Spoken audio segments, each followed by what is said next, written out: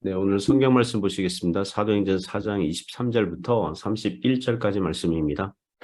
사도들이 노임에 그 동료에게 가서 제사장들과 장로들의 말을 다 알리니 그들이 듣고 한 마음으로 하나님께 소리를 높여 이르되 대주제여 천지와 바다와 그 가운데 만물을 지은 이시오. 또 주의 종 우리 조상 다윗의 입을 통하여 성령으로 말씀하시기를 어찌하여 열방이 분노하며 족속들이 허사를 경영하였는고 세상의 군왕들이 나서며 관리들이 함께 모여 주와 그의 그리스도를 대적하도다 하신 이로소이다. 과연 헤롯과 본디오 빌라도는 이방인과 이스라엘 백성과 합세하여 하나님께서 기름 부으신 거룩한 종 예수를 거슬러 하나님의 권능과 뜻대로 이루려고 예정하신 그것을 행하려고 이 성에 모였나이다. 주여 이제도 그들의 위협함을 굽어보시옵고 또 종들로 하여금 담대히 하나님의 말씀을 전하게 하여 주시오며 손을 내밀어 병을 낫게 하시옵고 표적과 기사가 거룩한 종 예수의 이름으로 이루어지게 하옵소서 하더라. 빌기를 다음에 모인 곳이 진동하더니 무리가 다 성령이 충만하여 담대히 하나님의 말씀을 전하니라. 아멘. 네, 오늘 말씀 아침 설교는요. 하나님께 기도함. 하나님께 기도함. 이런 제목으로 하나님의 말씀 증거하겠습니다. 오늘 성경 본문은 공회에서 전도하지 말라는 위협을 받은 사도들이 이제 돌아와서 동료들과 한 마음으로 기도하는 대목입니다. 몇 가지 교훈들 나누면서 은혜를 같이 나누고자 합니다. 첫 번째 교훈은 본문이 주는 첫 번째 교훈은 세상의 핍박은 교회를 하나 되게 한다는 것입니다. 세상의 핍박, 교회의 외부적인 핍박은 교회를 하나 되게 만든다는 것입니다. 23절, 24절 보시면 사도들이 노임의 그 동료에게 가서 제사장들과 장로들의 말을 다 알리니 그들이 듣고 한 마음으로 하나님께 소리를 높여 이르되 이렇게 말씀하고 있습니다. 사도들이 공의 재판정에서 돌아와서 동료들에게 제사장들과 장로들이 이제 전도 금지 위협적인 말을 다 전합니다. 그러자 그들이 한 행동이 무엇입니까? 낙심하고 좌절하고 불평합니까? 그렇지 않죠. 공회원들 욕합니까? 정부 욕하면서 지도자들이 왜 우리를 알아주지 않느냐? 나라가 왜 우리를 이해해주지 않느냐라고 비난했습니까? 그렇지 않습니다. 하나님께서는 왜 우리에게 이렇게 고난받도록 허용하시느냐? 불평했습니까? 그렇지 않습니다. 무엇을 한 것입니까? 그들이 듣고 한 마음으로 하나님께 소리를 높여 기도했습니다. 세상의 핍박과 박해, 신자들에게 오는 외부적인 공격은 우리 눈에는 즐겁게 보이지 않지만 몇 가지 장점이 있어요. 무엇보다도 교회를 하나 되게 만듭니다. 물론 그 과정에서 쭉정이 신자들은 떨어져 나갈 거예요.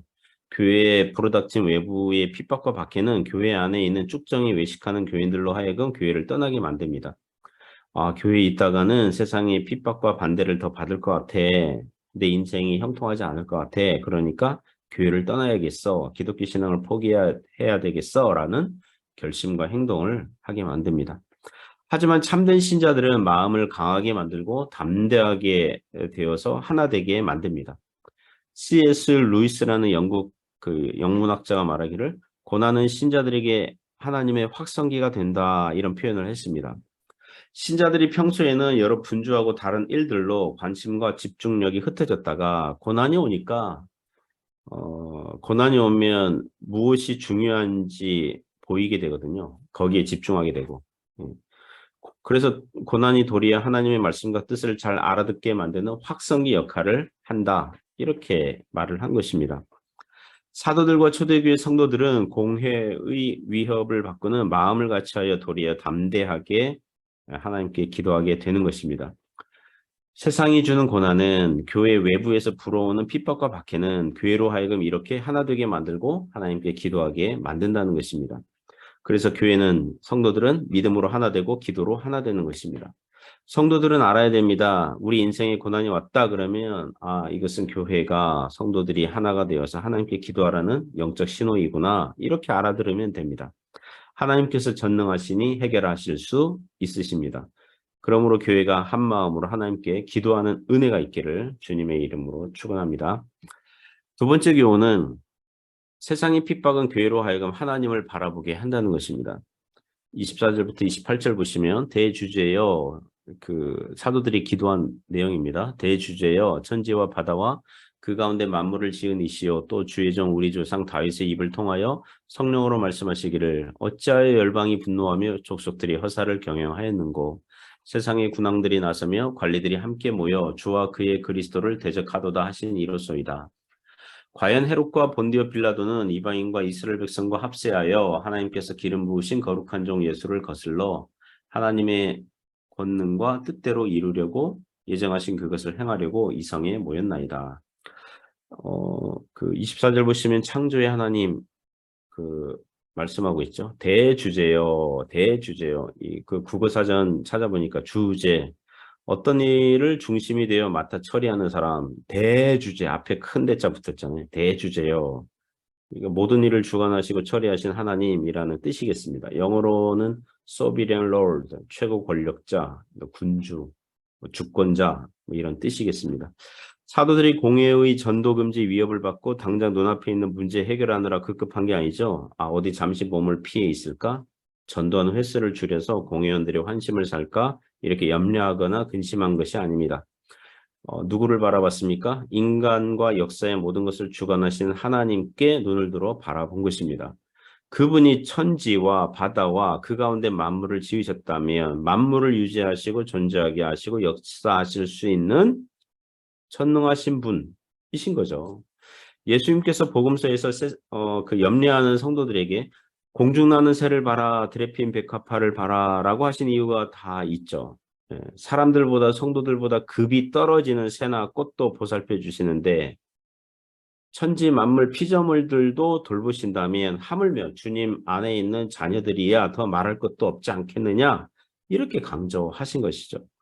25절 26절 보시면 시편 2편 1절 2절 인용하면서 기도합니다. 다윗이 왕이 되기 전에 사울 왕과 그의 부하들이 다윗을 죽이려고 했죠. 그죠? 네, 분노했죠. 열방이 분노했죠. 다윗이 이스라엘 왕이 되니까 그 주변 국가들 블레셋, 모압, 암몬 모조리 다윗을 얕잡아보고 싸우려고 덤벼들었습니다. 그것을 두고 다윗은 열방이 왜 분노하고 족속들이 허사를 경영하느냐, 헛된 일을 경영하느냐 이렇게 시편에서 그렇게 노래한 거거든요. 세상의 군왕들이 나서며 관원들이 함께 모여 주와 그의 그리스도를 대적하도다 하면서 메시아 예언시를 지은 그 시편 2편을 인용합니다. 사도들이 하나님께 기도하면서 그 공회원들의 지금 전도금지 위협 행위에 대해서 어떤 생각을 하고 있는 것입니까? 그들은 무엇을 경영하고 있어요? 허사를 경영하고 있어요. 헛된 일을 경영하고 있어요. 민간의 예수 복음이 더 퍼지지 않도록 위협하자는 공회원들의 처사에 대해서 그것은 허사일 뿐만 아니라 주와 그의 그리스도를 대적하는 행위로 본 것입니다. 하나님과 그의 아들 예수님을 대적하는 행위로 본 것입니다. 세상이 성도들을 미워하고 핍박하면 그들은 먼저 예수님을 미워하고 핍박하는 거예요. 그 사울이 그 사도로 그 바울이 사도로 부르심 받기 전에 교회를 핍박할 때에 예수님께서 마게도냐 도상에서 그 사울에게 나타나셨잖아요. 그리고 뭐라고 하신 것입니까? 첫 일성이 무엇입니까? 사울아 사울아 왜 나를 핍박하느냐? 너 왜 교회를 핍박하느냐? 그러지 않고요. 왜 나를 핍박하느냐? 너 왜 주와 그의 그리스도를 핍박하느냐? 왜 하나님을 핍박하느냐? 그렇게 말씀하신 거거든요. 그리고 27절, 28절은 시편 2편의 예언대로 헤롯과 빌라도가 이방인과 이스라엘 백성과 합세하여서 하나님의 거룩한 종 예수님을 거슬렀지만 실은 이미 하나님께서 예정하신 것을 행하려고 그들이 분노하고 허사를 경영했던 것에 불과하다. 이렇게 말씀하고 있습니다. 즉 예수님을 대적한 그들의 행위들마저 하나님의 예정하신 뜻을 이루는 부정적인 도구로 사용되었으니 지금 공회원들이 전도금지 조치도 그 연속선상에 있다는 거예요. 우리 주님 예수님께서 만나셨던 그 고난과 같은 종류를 사도들도 당하고 있는 중이고 오늘도 우리도 교회들도 당하고 있는 중인 것입니다. 혹시 세상에서 고난을 만났다면 그것은 이상한 일 당하는 것이 아니라 전혀 예상하지 못한 것도 아니고 이전 시대에도 없던 고난이 아니라는 것을 알아야 됩니다. 우리 신앙의 선배들이 만난 것이고 무엇보다 우리 주님 예수님께서 먼저 가신 고난의 길, 십자가의 길을 우리도 뒤따라가고 있는 것이 뒤따라가는 삶이 합당한 줄 압니다. 하지만 세상의 위협은 하나님께서 정하신 그 목적과 뜻을 이루는 데 사용되는 부정적인 도구들 중에 하나라는 것을 알아야 됩니다. 그리하여 무엇보다 대주제 대신 창조주 하나님, 구원의 하나님 바라봐야 될 줄 믿습니다. 세 번째 교훈은 세상의 핍박은 교회로 하여금 담대하게 복음을 전하도록 하는 자극제가 된다는 것입니다. 29절부터 31절 보시면 주여 이제도 그들의 위협함을 굽어보시옵고 또 종들로 하여금 담대히 하나님의 말씀을 전하게 하여 주시오며 손을 내밀어 병을 낫게 하시옵고 표적과 기사가 거룩한 종 예수의 이름으로 이루어지게 하옵소서 하더라. 빌기를 다음에 모인 곳이 진동하더니 무리가 다 성령이 충만하여 담대히 하나님의 말씀을 전하니라. 29절에서 사도들은 하나님께서 그들의 위협함을 굽어봐달라고 하십니다. 정확하게 말하면 위협 자체를 없애주세요. 또 그런 게 아니에요. 위협의 수준을 낮춰주세요. 그것도 아니에요. 뭐냐면 다만 지켜봐 주세요. 그러니까 하나님께서 적절하게 통제하여 주세요. 그런 의도의 기도예요. 그러니까 위협이 아주 없다는 거는 없는 거죠. 예, 그 사도들의 생각에. 세상에서 고난 받지 않고 하나님 나라에 가는 건 없는 거죠. 그러니까 위협은 있는데 그 위협의 강도와 세기, 횟수는 하나님의 손안에 있습니다. 이런 고백이죠. 초대교회 역사를 보면 AD 60년대 로마 네로 황제부터 AD 313년에 밀라노 칙령, 칙령은 콘스탄티누스가 교회 집회, 그다음 재산 그거 보호하는 법령이에요. 그러니까 AD 60년대부터 300년대 초반까지 그러니까 약 250년간 로마 제국 시대에 약 10번의 큰 핍박이 있었거든요. 그래서 10대 박해 뭐 이렇게 얘기를 해요. 그 핍박들이 그 박해들이 잔인하고 공포스럽고 가공할 만했지만 하나님의 섭리가 있었던 게 뭐냐 하면 250년 내내 한 해도 빠짐없이 핍박이 온 게 아니라 생겼다가 좀 몇 년 뜸들였다가 다시 생겼다가 이렇게 강했다가 약했다가 이렇게 반복을 했어요. 즉 교회가 숨 쉴 틈과 공간이 있었다는 거예요. 그리고 로마 제국 전 도시에서 발생한 게 아니라 뭐 어떤 핍박에는 이 지역이 그다음 다른 핍박에는 저 지역이 뭐 이런 식으로 국지적으로 발생했다는 거예요. 그래서 교회는 250년의 핍박의 시기를 버틸 수 있었던 것입니다. 하나님께서 세상의 위협을 굽어 봐주신 거죠. 그리고 그것은 우리가 감당할 만한 시험만 주신다. 이것을 우리에게 교훈하고 있다는 것입니다. 그리고 사도들은 세상의 위협은 위협대로 놔두고 그것은 하나님께서 알아서 해주실 것이고 사도들이 할 일은 무엇입니까? 담대히 하나님의 말씀을 전하게 해달라는 기도였습니다. 공해가 전도금지 위협 그거 언제 철회될까? 언제 그 법령이 사라질까? 그걸 기다린 게 아니라 사도들은 자기들의 할 일을 한 거예요. 하나님의 말씀을 담대히 전하게 해주세요. 이렇게 기도한 것입니다. 그게 하나님의 법이에요. 세상 법보다 더 우위에 있는. 교회는 그것을 집중하면 돼요. 성경에 보면 원수를 사랑하라, 원수를 친히 갚지 말라 이런 구절들이 있어요. 성도들은 원수를 집중할 게 아니라 자기가 할 일을 하면 돼요. 원수의 위협은 놔두고 그 원수는요 하나님께서 알아서 하실 거고요. 그러니까 원수를 미워하고 원수가 제발 없어졌으면 좋겠다 이렇게 스트레스 받지 말고 거기 집중하지 말고 우리가 할 일은 이웃을 사랑하는 말씀을 순종하는 거예요. 좀 과격한 말이지만 똥 깨는 지져도 기차는 가는 거예요. 그러니까 우리가 해야 할 일을 하는 거예요. 그리고 30절에서 병치료 행위와 표적과 기사가 복음 전도에 유익한 도구로 사용되도록 기도하고요.